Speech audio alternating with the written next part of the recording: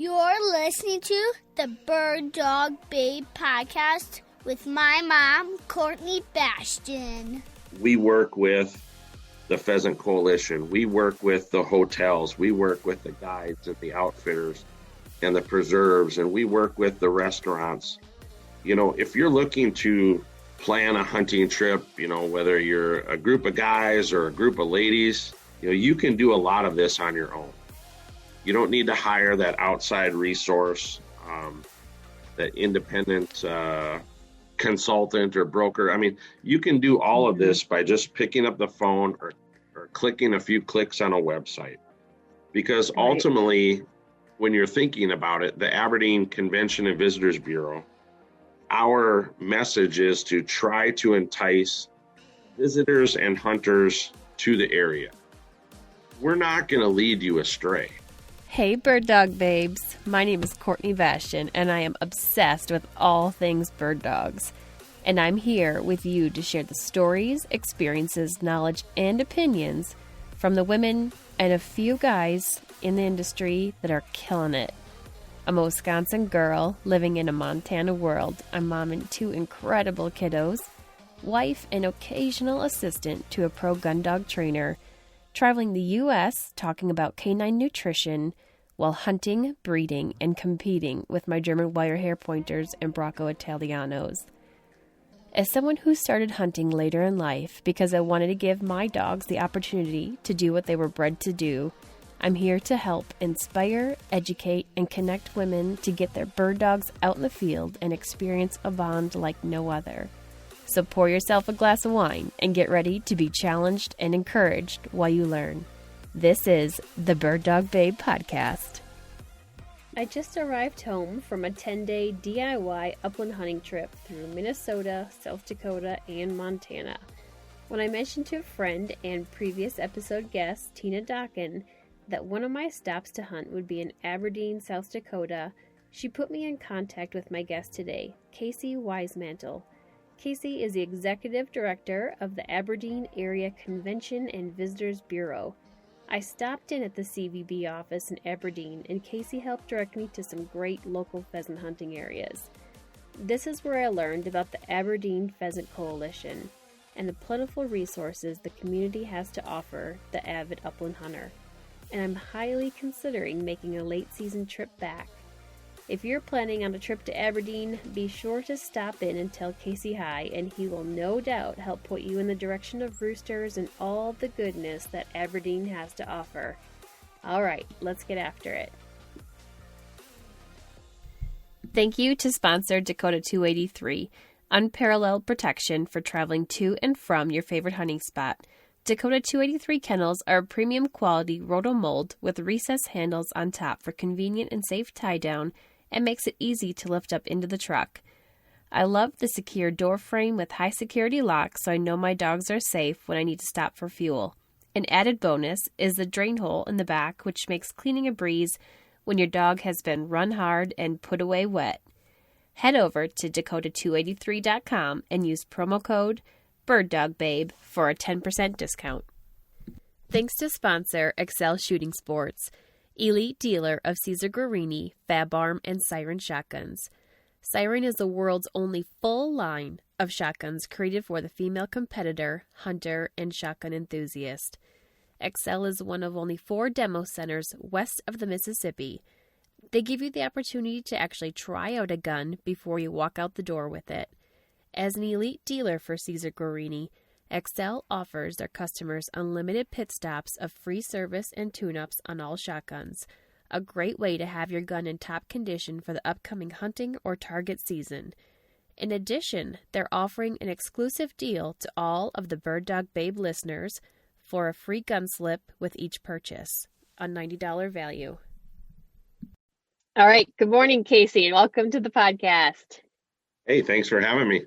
I'm super grateful for having our connection with the amazing Tina Dokken that got us together this past week when she found out I was passing through Aberdeen and going to do a little bit of pheasant hunting there. And I really appreciate the warm welcome that you had there in Aberdeen and the help you gave me to some really nice hot spots of getting into some good pheasant country. Yeah. Tina's been great for an ambassador on behalf of Hunt Fish SD and in the Aberdeen area. She's constantly sending me contacts and reaching out and trying to help make those connections, which falls right in line with what we're trying to do. So we appreciate her help. Yeah, well, it was nice because, if she hadn't mentioned it, I didn't have had any ideas.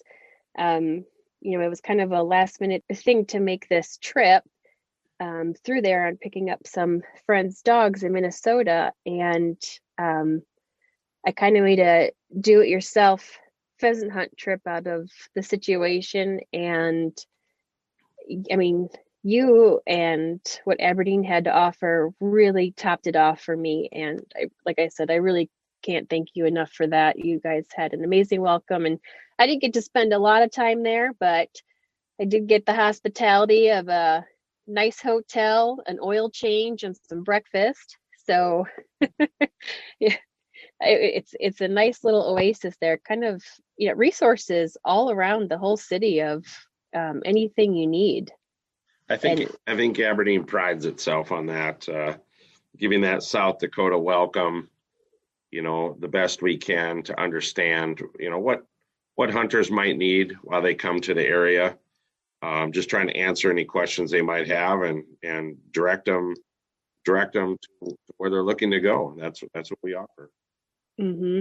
And so what I really appreciate, and something that is unique to what you guys have there, and I think more people should really take advantage of this, is before when you're just in the process of making plans to go on a hunt,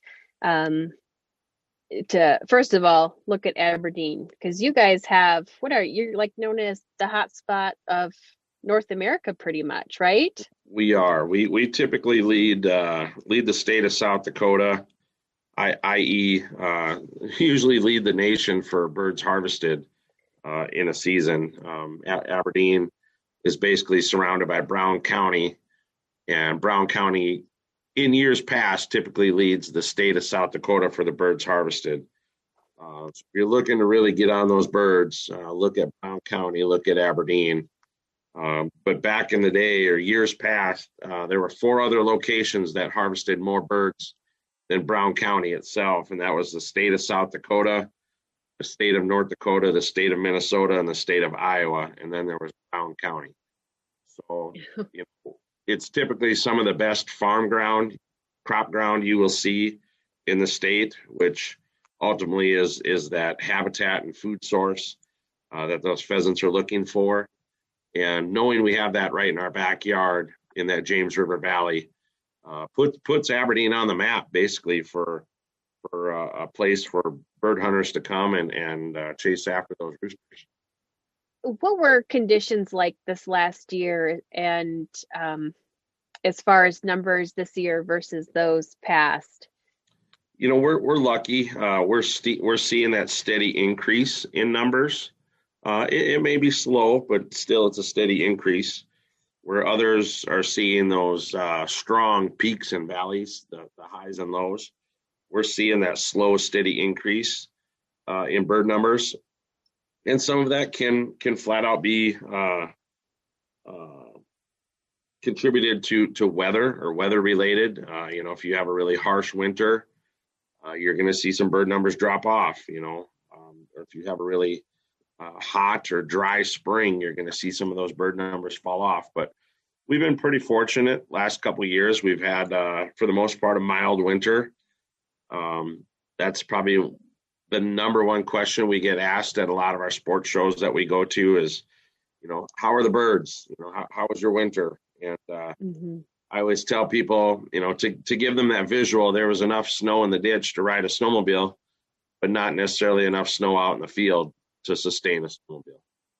So they can mentally picture that, and having that climate, that weather, when the weather cooperates, helps us out a lot. But I would say the biggest resource on why we have sustaining bird numbers and a steadily increase every year is due to the hard work of the members, of the hotels, the businesses, the restaurants, the Tourism Bureau, the Convention and Visitors Bureau, all the hard work that they put forth in the Pheasant Coalition land. And the APC, or the Aberdeen Pheasant Coalition, is a brainchild of the Farm Bill, or the Pheasants Forever farm biologist in Aberdeen, Emmett Lenahan. And basically what he did is he got together with these entities and pooled a bunch of money together, had everybody donate to this cause. And they worked with area farmers, private farmers, to give them a monetary incentive of rolling their private ground into huntable acres in the fall. And when I say huntable acres, that's nestable acres in the spring, and then turns into hunting acres in the fall. And it's private land that's giving public access to. We currently have an additional 4,000 acres in Brown County, and the APC, the Pheasant Coalition, is in the process of fundraising again for their 2.0 version, so we can put another 4,000 acres in Brown County. Wow. We're And really excited about that. That's in addition to the CREP land, That's right? in addition to all the walk-in areas, all the CREP areas, all the game production areas, all the waterfowl production areas. It's in addition to all of the state ground. Now you have the addition of the APC, the Aberdeen Pheasant Coalition, on top of all of that. That's pretty amazing. The community came together like that. Well, we got together in a few meetings, and of course a few meetings that are discussed over in private, but just kind of that frustration level of why are we waiting for somebody else to do something for us that we can do ourselves? Why are we waiting for the state to help us? Why are we waiting for this or for that? Let's just do this. Let's do it on our own, and let's start moving forward. And that's what we did. And Emmett came up with the Pheasant Coalition, and now there's other communities that are trying to emulate that same blueprint. And but it's been working amazing up here in Aberdeen. It takes a couple years for that land to develop into that strong nesting cover that you want, which obviously produces huntable acres in the fall.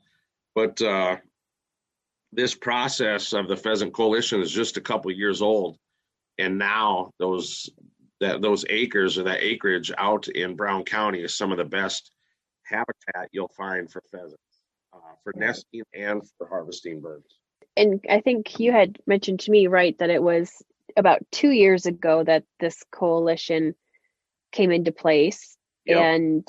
And so together they started working on making ideal habitat on those properties. Yep, absolutely. So yep. What kind of things were they doing? Were they planting and maintaining to get that? They basically have to, obviously when you have to do something like that, you have to clear the slate and start over. Okay. And then you plant it with that strong nesting cover, that mixed grass. I always kind of contribute it to your R value, your insulation value on your house. The heavier the nesting cover, the safer those chicks are going to be. And when Emmett Lenahan walks into this nesting cover, and basically if he were to kneel down in the nesting cover 10 or so, 10, 15 feet away, he would just flat out disappear.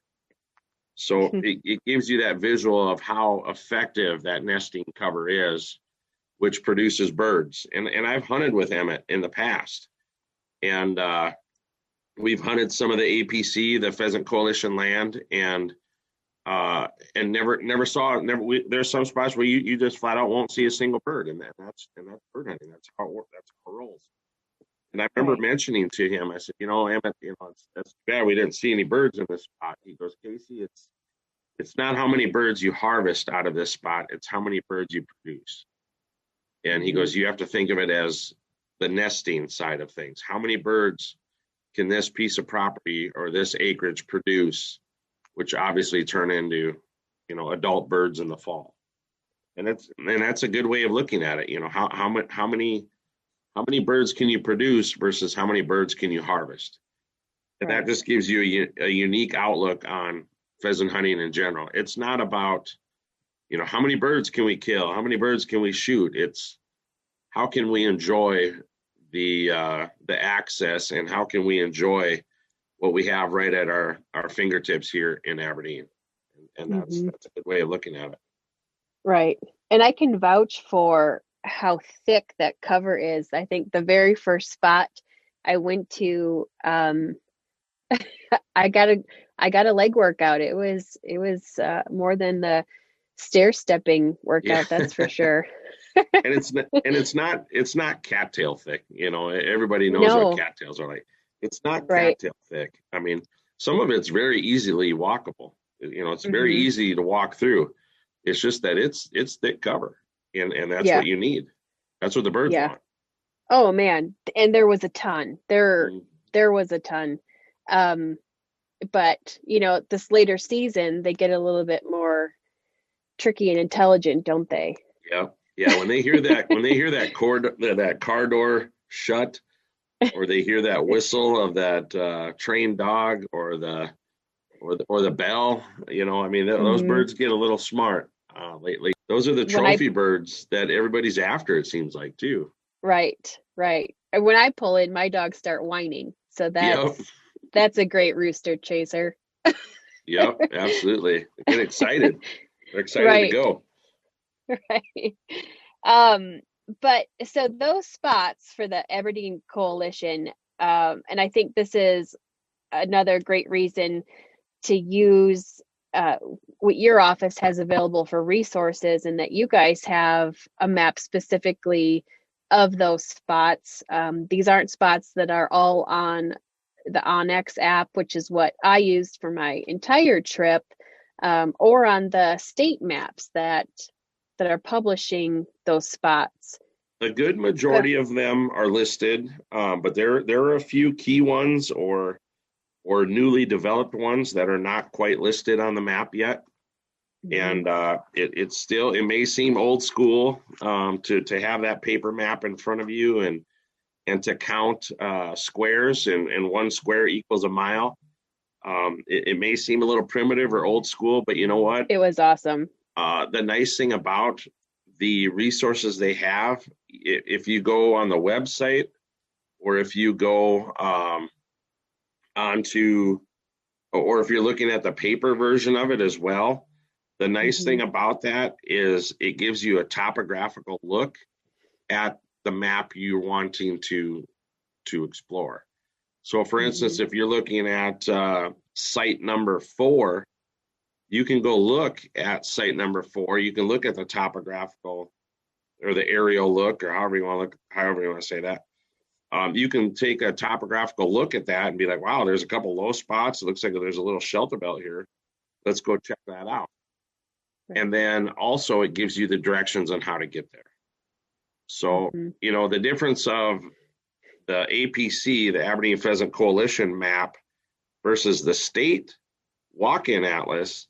The state walk-in atlas just shows you a green square or a brown square or a tan square, whereas this actually shows you an aerial view of what that piece of property looks like.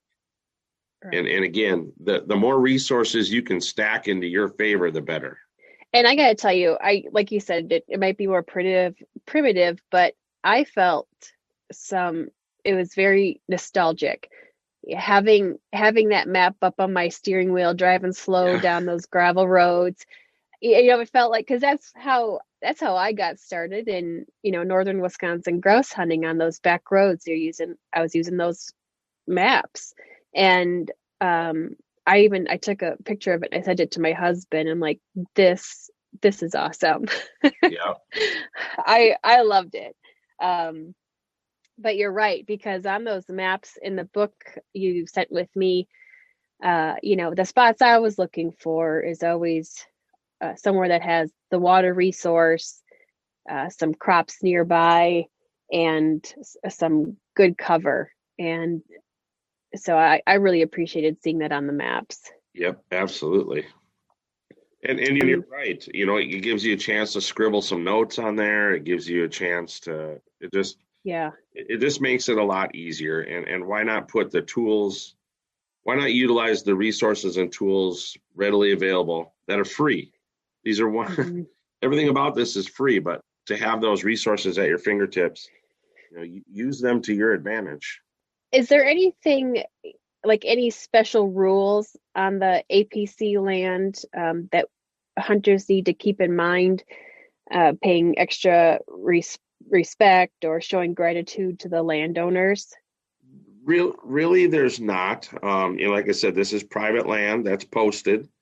They usually have like a lime green sign that says Aberdeen Pheasant Coalition, posted, open for public hunting. The only thing I can recommend is just, always be mindful of the boundaries. Not all of the Pheasant Coalition sites are laid out in a square. I don't remember what number it is right off the top of my head, but there's one that kind of zigzags all over the place. Just be mindful of the boundaries because those can get you into trouble if you drift over. And it's never really done intentionally. It's just it could very easily happen. What about some of the other benefits, Casey, of getting in touch with you guys, besides finding out where the APC land is? If like somebody like me that just wants to plan a trip maybe ahead of time, or just a random DIY like I pulled off, Yep. What kind of resources can you provide for somebody that will stop into your office in Aberdeen? I think the biggest resource that we provide is obviously that credibility factor, that reputation of, we work with the Pheasant Coalition, we work with the hotels, we work with the guides and the outfitters and the preserves, and we work with the restaurants. If you're looking to plan a hunting trip, whether you're a group of guys or a group of ladies, and I can't stress this enough for the guys and especially the ladies, you can do a lot of this on your own. You don't need to hire that outside resource, that independent consultant or broker. I mean, you can do all of this by just picking up the phone or clicking a few clicks on a website. Because ultimately, when you're thinking about it, the Aberdeen Convention and Visitors Bureau, our message is to try to entice visitors and hunters to the area. We're not going to lead you astray, because why would we do that? Because if we do, the damaging reputation of the word of mouth is something we don't want. We want to put you on that hotspot. We want to get you in touch with that hotel. We want to get you in touch with that guide or that outfitter, or we want to send you information on the Pheasant Coalition, because we want you to plan your trip, but we want you to plan your trip to Aberdeen.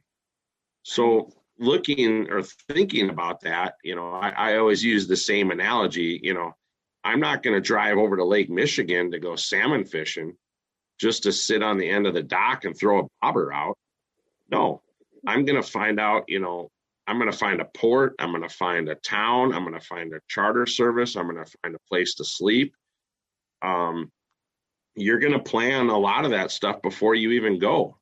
And whether it's 100% with a guide or an outfitter, or if you decide to do stay in a hotel motel and hunt public land, all of that can easily be done by reaching out to a Convention and Visitors Bureau or a Chamber of Commerce. And we in Aberdeen, we make it even one step further. We make it easier even one step further. We have our website, huntfishsd.com. That has everything from guides, outfitters, Pheasant Coalition land, restaurants, hotel motels. It's basically your one-stop resource for everything, all the information you need to plan that trip. And the easier we can make it, the more reassuring it will feel on your end. And, like I said, our doors are always open, or our emails are always open. Give us a call, shoot us an email. We'll be more than happy to send out information, because we know when hunters come to the area, it's an economic boost to the area. In years past, I would say Aberdeen and the surrounding counties, we'll say a 5 or 6 county area. But if you take Aberdeen and draw a circle around us, a 100-mile radius, hunters bring anywhere from $12 to $16 million to the area. Why would we want to lead you astray? Right. So we're here to answer any questions you have. We're here to try to put you on the birds the best that we can. We're here to help you connect with that guide or that lodge or that outfitter. And if you're looking to go that route or looking to come out to South Dakota, I would encourage people to go with a guide or an outfitter, at least the first trip. That way you can see how everything shakes out. You can see the lay of the land. You can quickly realize, you know what? I might be able to do some of this on my own and on public land. Guess what? Plan your trip the second time, give it a try. And it's very easily obtainable. If it's a husband and wife, or if it's a father-son or a mother-daughter or whatever. I mean, big group or small group, you can easily obtain what you need information-wise to plan a successful trip into Aberdeen. And using you guys as a resource is free. Even better. You don't have to pay a couple $100 to go hunt and pay somebody to book it all for you. You guys are a free resource that just willingly and readily can hand all that information out, probably better than somebody that would be there to book it all. Well, and we're here. We live here. Like I said, we work directly with the hotels and the guides and the outfitters, and reputation-wise, we can't afford to lead you astray. So, if somebody, let's say there's a group of gals that's looking to book a hunt, and they got a group of 6 ladies or a group of guys or whatever it might be, but let's say there's a group of 6 ladies, and I've hunted with women before. My wife's a first-time hunter this year, and my stepdaughter is seasoned for about 3 years now, and I can see the struggles they have. They're intimidated by hunting with guys. They're afraid to pull the trigger first. They're afraid to mess up. They're afraid they might not be dressed correctly. They're afraid that they might whatever. I mean, absolutely. To take that level of anxiety and to try to wipe it away. Let's say there's a group of 5 or 6 ladies that want to come hunt and plan a girls' getaway weekend, pheasant hunting of all things. That'd be great. That sounds amazing. It does. but reach out to the Aberdeen CVB or a Chamber of Commerce or a Convention of Visitors Bureau and ask them the questions that need to be asked. And they're going to lead you in the right direction. But the other thing that I want to say along with that is, let's say a group of ladies come out and the hunt costs, X amount of dollars. That's the true value of what it is to hunt out here. Now, if you add in a broker or somebody else to do the homework for you, that could run you $100, $200, $300. Now you come out, whether it's Aberdeen or anywhere, and you hunt somewhere and you look at the value of what you got and you're like, boy, that seems kind of high. Well, it is, because you just spent an extra $300 that didn't need to be spent. When all of our services are free of charge, why, by all means, please utilize them. Right. And that couple $100 could be used for having some fun camaraderie after the hunt and at the local restaurant. Exactly. No, I'm planning a trip for a group of ladies around there next year. I think that would be a ball. Casey, when is a good time of the year for people to come out to Aberdeen for a pheasant hunt? Yep. Our season always starts the 3rd Saturday in October. So whatever that date falls on, it's the 3rd Saturday in October. And now the season runs until the end of January. So everybody always asks, when's a good time to come out? When's a good time to come out? And all I can say is, anytime around Thanksgiving, just slightly before, but definitely after. Anytime around Thanksgiving, you'll have the run of the place all to yourself. If you come out too early in October or the first part of November, it's warmer. I've seen dogs get heat stroke. It's not a pretty sight. I've seen where the crops are still standing in the fields and you're trying to hunt a piece of grass right next to a cornfield. I myself am going to sit on the tailgate and watch you try to hunt that because it's going to be comical because all those birds are still in the corn. But once the crops come down, it's cooler for the dogs. If you're willing and able to come out after the first snowfall, that is the best time to come out because now all of that old scent has been washed away. The dogs work better. Everybody's on point. There's a lot less pressure in the fields with other hunters trying to hunt the different spots that we have around Aberdeen. And, I would just like, recommend coming out around that Thanksgiving. And I think what happens is a lot of people go home for the holidays or they bring the deer rifle out. And after Thanksgiving, they just don't bring the shotgun back out to chase pheasants. And really, in all honesty, after that Thanksgiving weekend, the whole month of December, and now the whole month of January, you'll have the run of the place all to yourself. So tell me though, I suppose the mentality of everybody wanting to come opening weekend is because that's when the roosters are more plentiful, right? They think so. They think so, yes. Yeah. And this last week, there was a lot of roosters there. So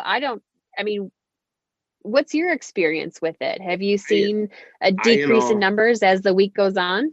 No, actually, you see an increase, and believe it or not. You're right. There's people that just flat out have to be here for pheasant opener, and they just don't quite understand why we ask them to wait until later. But once they experience late season hunting versus early season, they'll never book an early season trip ever again. Once they get that excitement of late season roosters and big long tail feathers and shined up spurs and birds that are 10 feet tall and bulletproof, once they experience that, they'll never want to experience early season again. Because like I said, you might try to hunt in that piece of grass and the corn's still standing, or that's the problem. Once those crops come out of the field, it's kind of game on at that point in time. There's a lot of birds that are harvested over opening the first 2 weekends of opener. But I think if people try to experience late season versus early, they will definitely see the benefits. I save all of my vacation time for the middle of November at the earliest through the whole month of December. October, I don't even hunt at all. Early November, I don't even hunt at all. There's really no need to. I guess I step back and let other people enjoy it, or other people that think they need to be out here for the pheasant opener. And I just step back and allow them to enjoy it, knowing myself that late season, especially if you can hunt after there's snow on the ground, it concentrates those birds. So now you're looking at some of that pheasant coalition land where you have maybe a half section of land, right? Early season, you and your group, you're going to walk every stitch of that half section. Late season, you only need to walk around the cattail slough or that low spot or that shelter belt. So you're concentrating your efforts. You're maximizing your efforts and saving a lot of wear and tear on yourself and the dogs, for sure. Well, the crops are out, so that's a bonus. Yep. And the all the water areas are usually frozen. You can cross right over that instead of having to get into wet, muddy areas or finding a bridge to cross over the waterways. But I mean, my favorite is hunting in fresh snow. So, I agree. that, and then you see those new pheasant tracks hit and you're like, oh boy, your blood just gets pumping a little bit more. Let's get ready. There's some tracks here.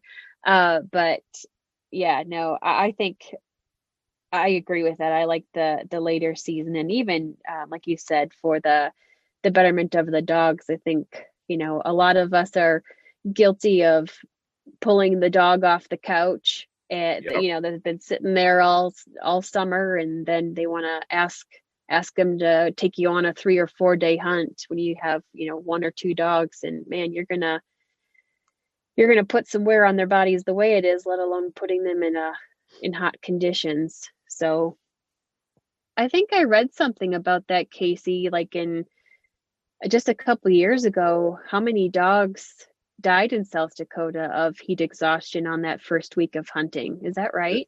There was. This year wasn't quite as heavy, but I think it was last year, if I remember right, there was quite a few dogs that went down with heat stroke, and I've seen it happen, and it's not a pretty sight, especially when you're a dog lover yourself, myself, I'm a dog lover, and I wouldn't wish that on anybody. That's just it's not conducive to the conditions you're trying to hunt in, but to put yourself, and especially to put your dog through that, it's not worth it. Oh, hey, speaking of bird dogs, I want to take a quick second to share an opportunity for you to help the AKC Canine Health Foundation, which is the largest nonprofit funder of health research focused solely on dogs. If you're one of my Patreon patrons, a portion of your $5 per month goes to the AKC Canine Health Foundation. I've partnered with them to fundraise for 3 initiatives: hemangiosarcoma, epilepsy, and tick-borne disease.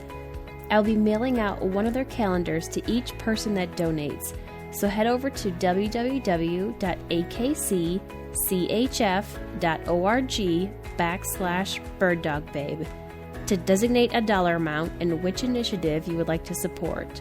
I'll throw in a cool Bird Dog Babe sticker in the mailing as well. Come on, Bird Dog Babe community, let's help this amazing foundation get closer to answers on these issues that are affecting our bird dogs. So let's talk a little bit about dogs, because I was caught right at the door there before I walked into your office of this poster with the bearded dog on the poster, and it said, what was the verbiage? It was really cool. Here for the birds. Here for the birds, yeah. Yep. And come to find out, that is Miss Luna, your dog. It is. And you like the bearded dogs. We do. I've grown up loving dogs my whole life. My first pheasant hunting experience, I had a crossing shot on a rooster, and I dumped it in the middle of the creek, and a dog swam out there and got it and dropped the bird at my feet. It must have known I shot it, but dropped the bird at my feet, and I'm like, oh, this is cool. I got to have a dog. So I've always grown up with a love of dogs, and everybody out in South Dakota, whether you're a resident or non-resident, everybody runs labs and everybody runs short hairs. So I had to do something a little different. I went with the bearded variety. So my first one was a German wire-haired pointer, Gretchen, which we had to put her down this last summer. She's 15 years old. And then our current one is a wire-haired pointing Griffon, Luna. And the Convention of Visitors Bureau and Huntfish SD, we've created our quote-unquote Luna ad. And we advertise in places like Pheasants Forever and Iowa Sportsman and Cubby Rise. And you'll see a big wire-haired Griffon on point, and advertising for Huntfish SD or advertising for the Aberdeen Area Convention of Visitors Bureau. And like I said, that's quote unquote our Luna ad. So every fall we always print up t-shirts to get the businesses and the bars and the restaurants on board help spread that message when the hunters are here. And this year, our T-shirt had the silhouette outline of South Dakota with a little pin drop. Everybody said, "Hey, where you at? Drop me a pin," a little pin drop of where Aberdeen is. And then the T-shirt said, "Here for the birds," and it showed a wire-haired pointing griffon on point, or basically strutting his stuff there on the cover of the T-shirt. And so we had to go with the bearded dog. Yes, it was just something we had to do this year. I love it. And I knew as soon as I saw that door, I was gonna like you. You knew you were in the right spot, right? I did. So, and I was fortunate enough to also meet your mother while I was in there to meet you, and she told me, no, it was awesome because she was funny. She said, "Well, Luna is actually short for lunatic." Yeah, her full name is Luna TikTok, and lunatic by short. So now that she's kind of come into her prime, she's just turned 2 years old. I don't know what it is about her, but she's got a new nickname now. It's Big Head, Little Shoulders.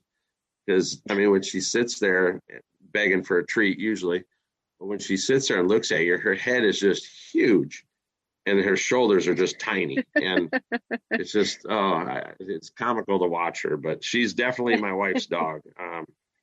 She's mine when it comes into the hunting side of things. When we're in the field, she listens to me, but all in all, or day in and day out, she's definitely my wife's dog. But my stepdaughter, getting her out into the fields and getting my wife out into the fields, and not only watching a brand new 2-year-old Luna out in the fields, but then seeing the excitement and joy they get out of watching Luna, instead of me coming home after the hunt and being like, "Oh my God, you should have seen Luna. She had a really great point, or a really good retrieve," or, instead of explaining to them what happens, they get to come along now and experience what happens. And I really enjoy that as well.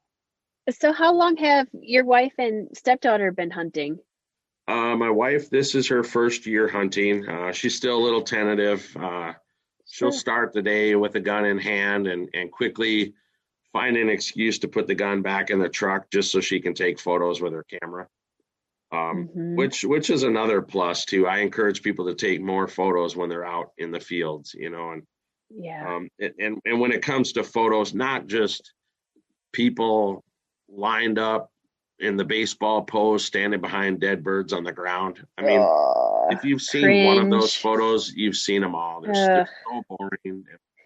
But I like the photos of, a dog retrieve, or somebody pulling up on a bird, or you're standing behind somebody and them not knowing it and taking a photo.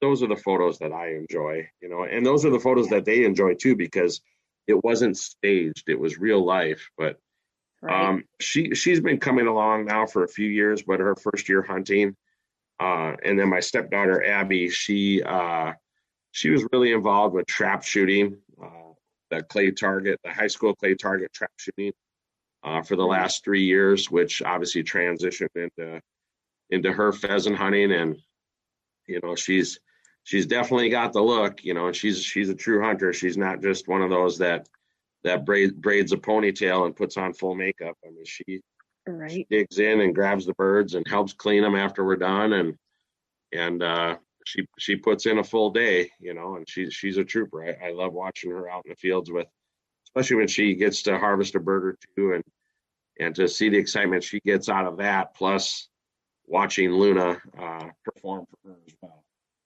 Right. And your stepdaughter, she just got her another limit the other day, didn't she? Yeah, that was what day was that? Saturday. She had a limit of birds, and Luna was right there, awesome. Of course, but it's fun. It's fun to see them both out in the field and experiencing that. I really in my lifetime could care less about shooting another bird. I love watching the dogs work, and I love seeing new people enjoy what we kind of take for granted, and we shouldn't take it for granted, but we kind of do when you live here. But to see people enjoy that, it's fun to watch. Absolutely.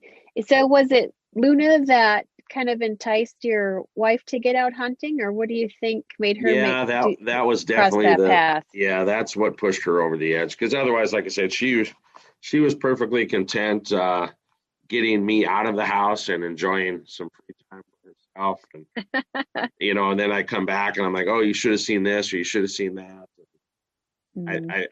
She started taking more photos in the field, and I think it was just a transition of you might as well just come along and try it. And I can see when we do get in larger groups, and maybe there's a benefit of large groups and there's a benefit of small ones. And when you get into that smaller group, everybody feels a little bit more accustomed to each other. But when you get into those larger groups, I can see how ladies can get intimidated, or even first-time hunters, young hunters can get intimidated, to the point where they might not exactly enjoy that trip because they were afraid to take that shot because they're afraid they might miss, or who knows. And I guess I just encourage more people to get out and try it and get out and enjoy it. And people that have hunted with me know that I have a saying, you might as, take a poke at that bird if you can hit it, because people who make ammunition got to eat too. So you might as well keep pulling the trigger. Yes. And, going back to, women hunting together, I don't know what it is. I've hunted with a couple different smaller groups of women in the past few years, and it's just something I really enjoy. And I can't say why, because I enjoy hunting with guys too, but women, like, we go to the bathroom with each other. We it's, you got to go, yeah, okay, let's go. We just do that. We have this this thing that we've been doing since we were in grade school, and we enjoy that camaraderie and having that different kind of relationship, and being able to hunt together. It brings it to a whole new level. And you add in the dogs. It's go ahead. Yep. And no, I'm sorry. I was gonna say, and it's just more of a relaxed atmosphere. There's just the pressure just doesn't seem to be there. And guides and outfitters, they're very quick to recognize that. If you might have that inexperienced hunter, or if you might have that hunter that's of the older variety, and very, it just takes a different approach. But when you can have a group of gals get together and go bird hunting, they can quickly recognize that and accommodate that. Because I've hunted in the past on Pheasants Forever put together an all women's hunt where we had members of Pheasants Forever. There was a gal there from Benelli. There was a gal there from Rough Grouse Society, and so forth. And you're right, they're different. When they're done hunting the field, they want to stop and they want to socialize for a little bit, and they want to. Nobody really touched up makeup or anything like that, but they want to socialize and chit chat, and where guys are like, okay, what's next? Okay, where are we going? And it's great. It's great to see that, and I think everybody needs to maybe take note or take lesson from ladies, to just slow down and enjoy it. It's, like I said, you can very easily take it for granted, and nobody wants to do that. Casey, what's your story? How long have you been hunting? For too long, it seems like. I don't know. I started when I was probably back in the golden days of pheasant hunting, as I was probably in my teens, or 9, 10, 12 years old, somewhere around there. And I used to walk the field behind my dad and my uncles, and you'd watching this army march of 20 people through the field, and of course you're hip shooting these pheasants, this BB gun that you might have, and just to get out there. But I started young. Like I said, my very first trip out was, I had hunter safety course, and you go out for that sacrificial first time pheasant hunt, and me and my dad, we never really took that time to do stuff like that or share stuff like that. So he took me pheasant hunting one time and one time only, and that's it. And that was where I experienced that dog retrieving that bird and dropping it at my feet. And that was enough to instill the passion of wanting to go. That was enough to get me hooked. And, if you fast forward a few years, now you're talking junior, senior year of high school. I was, of all the kids in my class, I was the most, I had the most doctors and dental appointments than anybody could ever imagine, because I would always find that 7th grade girl with perfect handwriting, and I would have her write me a note saying to get me out of class for a doctor's appointment. And I'd leave school early, like at 1 o'clock or 2 o'clock, and I'd go pheasant hunting in the afternoon. Oh my goodness. And I just enjoyed it that much. And I remember there was one time where the school called my bluff and they were going to get me in trouble because I was wanting to get out of class for my Aunt Katie's 89th.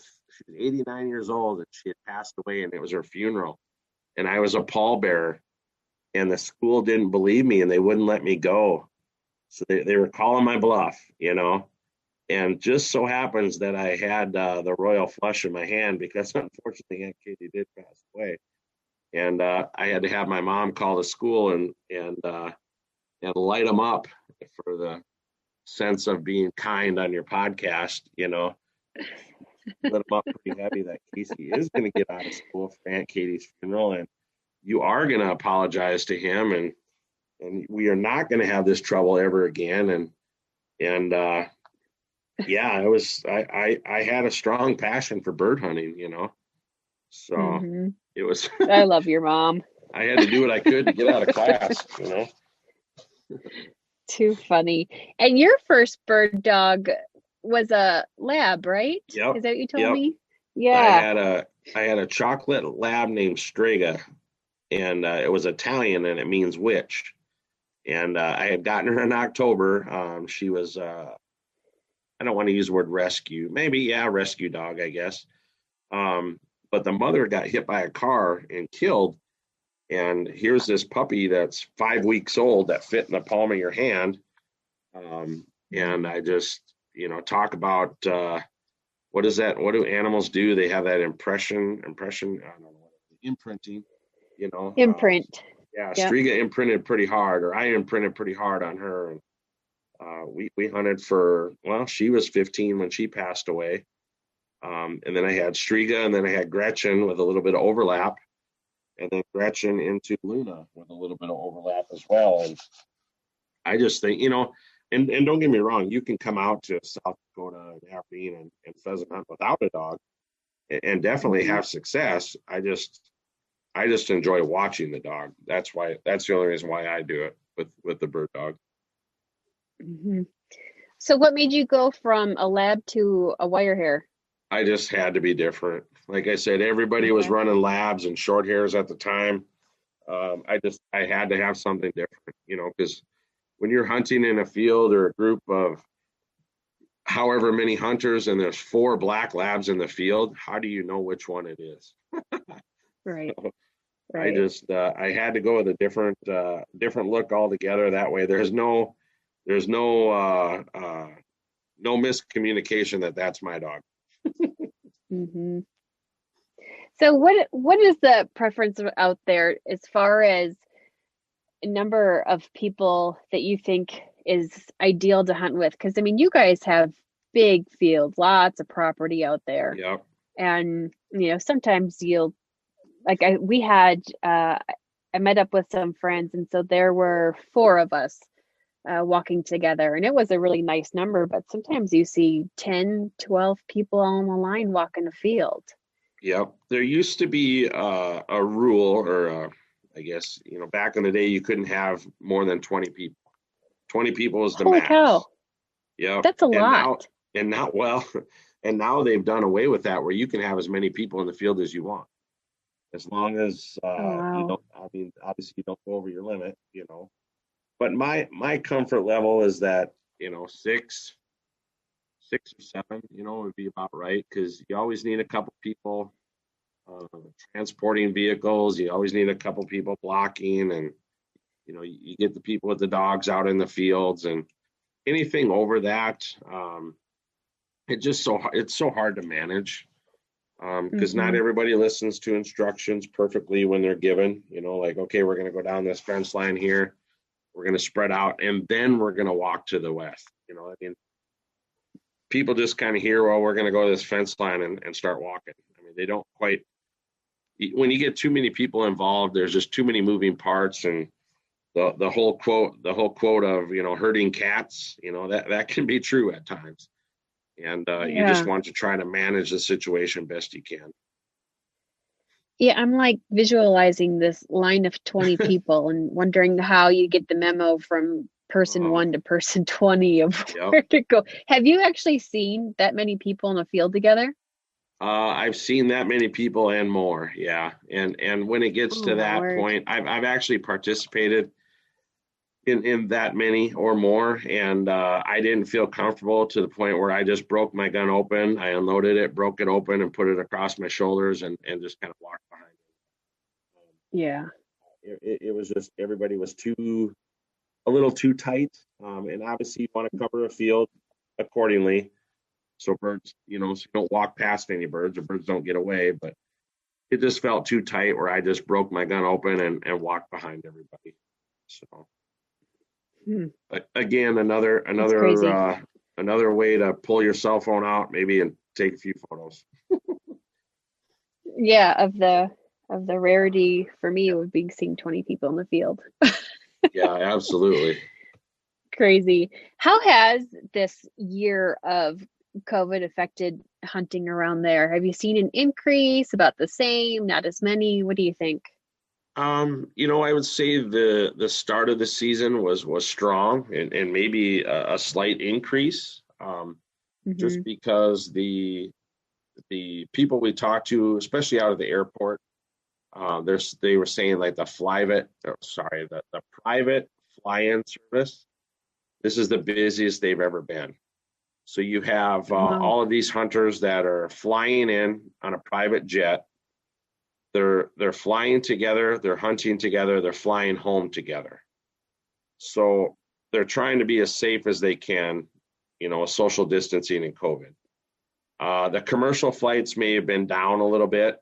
Drive-in traffic is what it is, people driving into Aberdeen. That didn't seem to be unchanged. But as of recent, we've seen a little dip, we've seen a significant dip, just based on the news and media coverage of North Dakota, South Dakota, Iowa, all those places becoming quote unquote hotspots for COVID. There's guys, if you're still looking to come out, I mean, obviously we are trying to be just as safe as everybody else is that's driving or flying. The hotels require masks. It's mandatory for all their employees. They have extra cleaning processes put in place for COVID and such.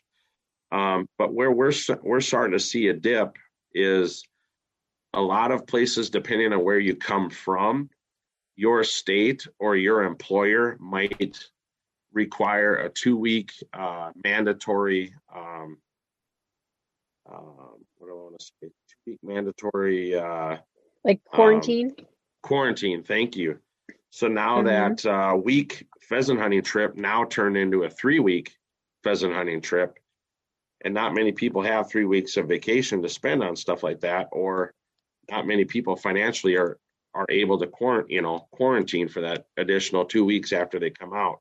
So that's where we're starting to see some of that affect the pheasant hunting side of things, is depending on where you're coming from or depending on who you work for, they're requiring that 2-week quarantine. Okay. So sometimes, it's not always, what's that old saying? Any news or any publicity is good publicity. Well, not always. Right. But I just want people to know, and your listeners to know, that we're trying to make sure that we put forth every safety precaution we possibly can. We want people to be safe. We want people to travel safe, because ultimately we want those same hunters to come back again at a later date and hunt in Aberdeen. Right. Well, and I think something unique that South Dakota has, and I guess, unique, or maybe not, because I haven't hunted a lot of other states, but when I went to buy my non-resident license, I had the choice of 2 5-day periods to designate that license. So, I used my 5 days last week, and so now I can use that another 5 days in a different period up until the end of January. Yep. Heck, I might have to plan a women's hunt for this year. It's a great resource. The pheasant hunting license is split up into 2 5-day periods, just like you said. If somebody wants to utilize all 10 days at once for a big trip out, or they want to, burn up all 10 days at once, they certainly can. All they have to do is buy another license after the fact.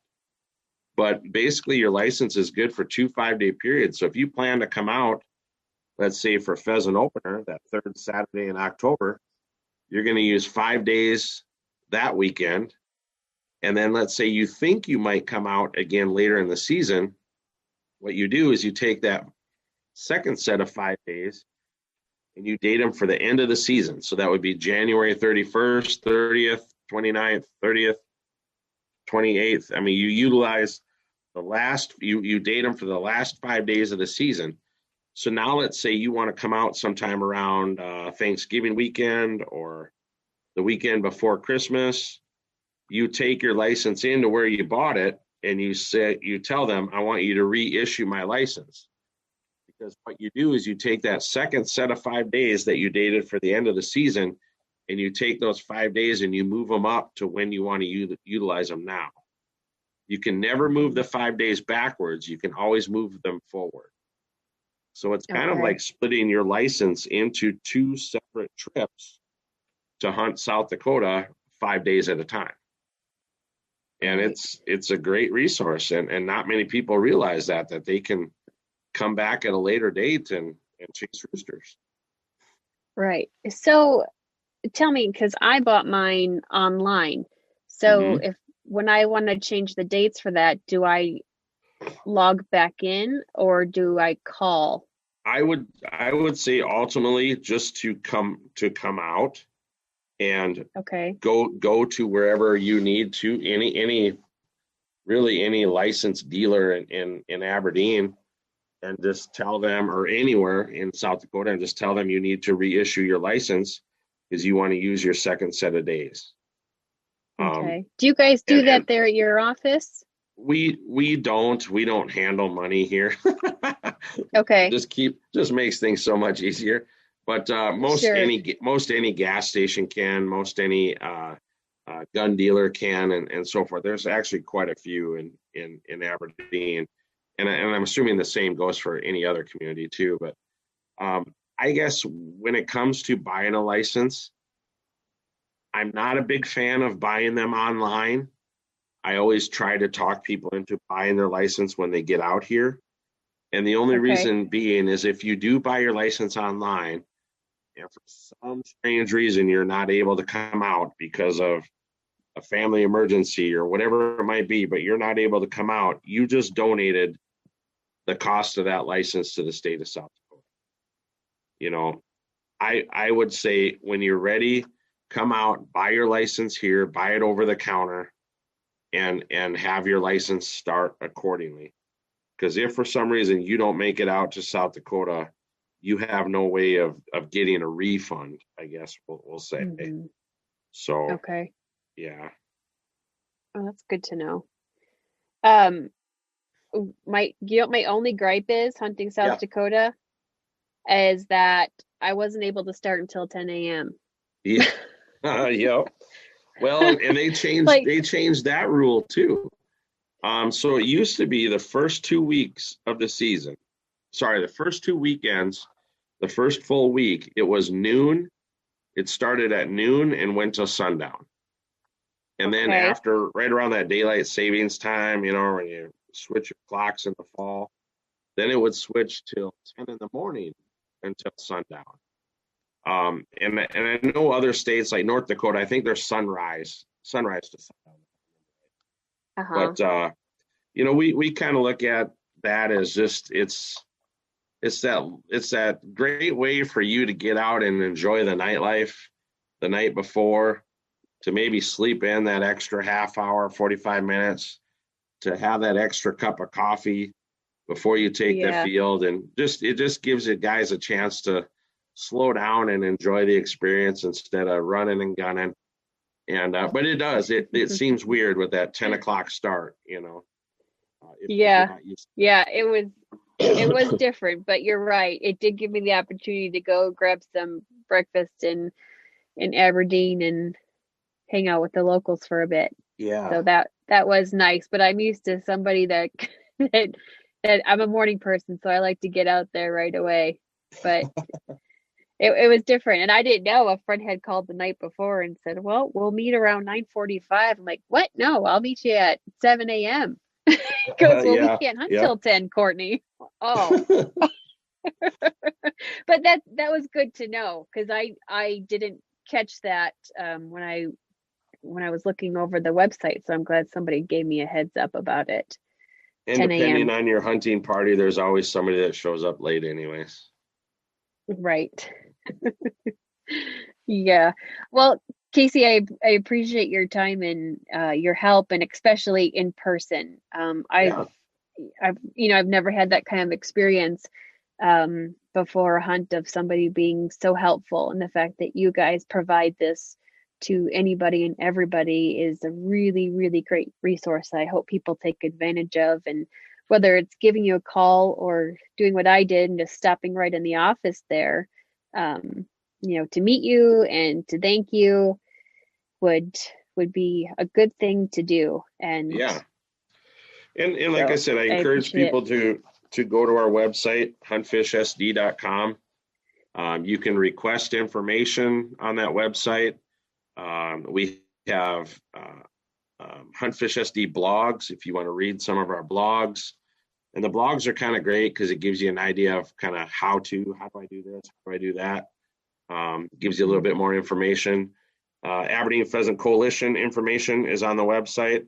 Hotel motel information is on there, and then links to all of our guides, lodges, and outfitters.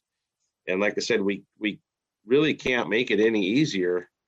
And again, like you had mentioned, Courtney, all of our services are free of charge. We don't charge for any of that, because we realize what the hunter or huntress brings to the area, and we want to make sure that they look favorably upon Aberdeen and plan a return. Yep. Perfect. Before I let you go, since you are in pheasant mecca of the world, you are cooking up some pheasant. What is your favorite recipe? So we just found a new recipe from Hank Shaw in his hunt, gather, cook empire. If you've ever met Hank Shaw, he's a good personal friend of Huntfish SD and so forth. But we found a recipe of his where it's just, you can't get any simpler, to be honest with you. You pluck the bird, and not many people do that, but I encourage people to pluck the bird. Mm-hmm. You brine it the night before. Okay. You let it air dry in the refrigerator. And what that does, it kind of firms up the skin a little bit. Rub some butter on it, cracked pepper, throw it in the oven at 500 degrees for like 15 minutes, and then 45 degrees at 350. And it's the best pheasant you've ever had in your entire life. When you cut it, the skin is crispy, not deep fried crispy, but just crispy. And then, you're cutting everything with a fork, and the juices just run out. Sounds amazing. I've graduated from the whole cream of mushroom soup scenario.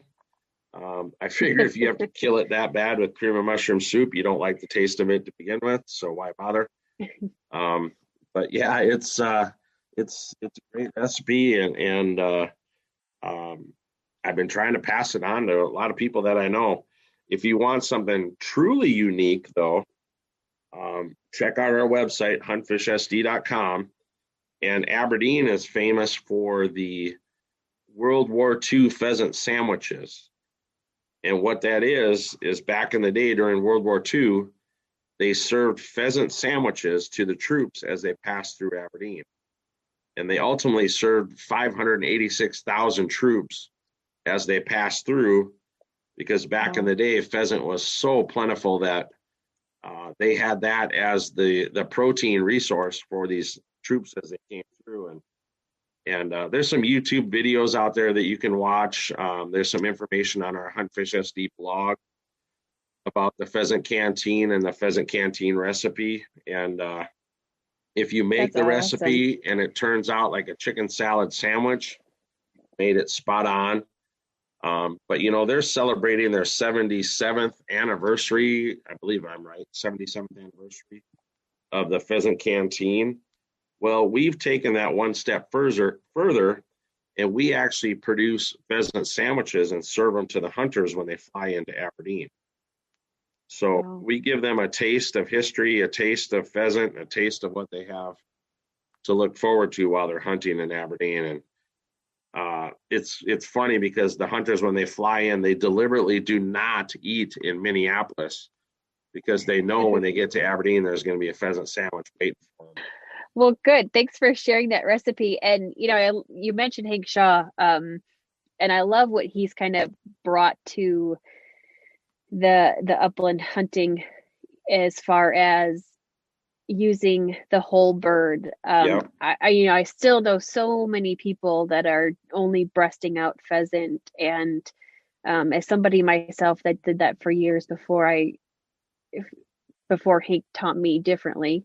Not that he may not realize that he did that, but I think he's taught a lot of people differently of ways to prepare the entire bird and enjoy it. But you know what? I gotta tell you, I cannot figure out the plucking thing, because he says, so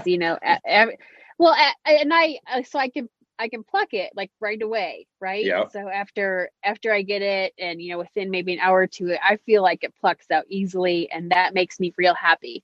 But Hank keeps saying, after you harvest the bird, put it in the refrigerator for 3 to 5 days, and then pluck it, and it comes out easier. That's a total fail for me, and I've tried it 3 times, and I ruined my bird. So I need to get a hold of him and figure out what I'm doing wrong. I still haven't graduated to the whole hanging the bird for 2 or 3 days at a proper temp, so the enzymes and this and that. No, not this boy. It ain't gonna happen. Are you keeping the bird intact when you prepare it? Are you? Oh yeah, yep, with the legs totally. and wings. Okay. Yep. Yeah. Everything is there except for the insides. Yeah, and it's cut down. Our household from buying stock when we're now this winter season. We love doing soup, so we're boiling a lot of that and turning it into stock for our soups. So it's been pretty awesome. I enjoy trying different recipes and enjoy trying. What can I do to up the game for next time? Because I truly believe if you're going to put forth the time and effort of hunting and harvesting, you should show the respect of cooking and preparing as well. Absolutely, that's the best part. Besides the dogs. True. I agree. Well, thank you, Casey. I appreciate it, and everything that you and Aberdeen offered as far as hospitality and getting me to some really good hot spots that I could bring some of those South Dakota wildy roosters back with me to Montana. It was a lot of fun. Well, we're glad you stopped by and were able to connect with Tina and communicate with her and stop by the office, and happy to get some information in your hands, which led to you having some success in the fields around Aberdeen, which led to this podcast, which led to more people being educated and on how the process works. And I just can't stress it enough. Anybody can do this on their own. And hopefully I can use my second 5-day period here and maybe get a group of people together and get back to the Aberdeen area. Be fun. There you go. Absolutely. And if you get out that way, stop in and say hi. Oh, I definitely will. Thanks, Casey. I appreciate it. Thanks for listening to another episode of the Bird Dog Babe podcast. If you enjoyed this episode and learned something from the content, please share it with your friends. Please subscribe, rate, and review this podcast on whichever platform you're listening from. Check out the show notes for links to references from this episode, as well as info on how to connect through Facebook, Instagram, and YouTube. If you're loving this podcast and want to support the production and content, please consider becoming one of my Patreon patrons. Being a patron connects us more on a personal level, where I'm able to help answer questions and give advice. My husband William and I have bred, owned, and trained AKC Master Hunters, Field Champions, NAVDA VCs, and AKC Show Champions. We're excited to not only share what we've learned, but also listen from previous and future episode guests for additional content. Go to patreon.com/thebirddogbabe and $5 per month and you're in. Through the Patreon platform, 5% is donated towards conservation and an additional 5% is donated to the AKC Canine Health Foundation. Until next week, bird dog babes, keep them versatile.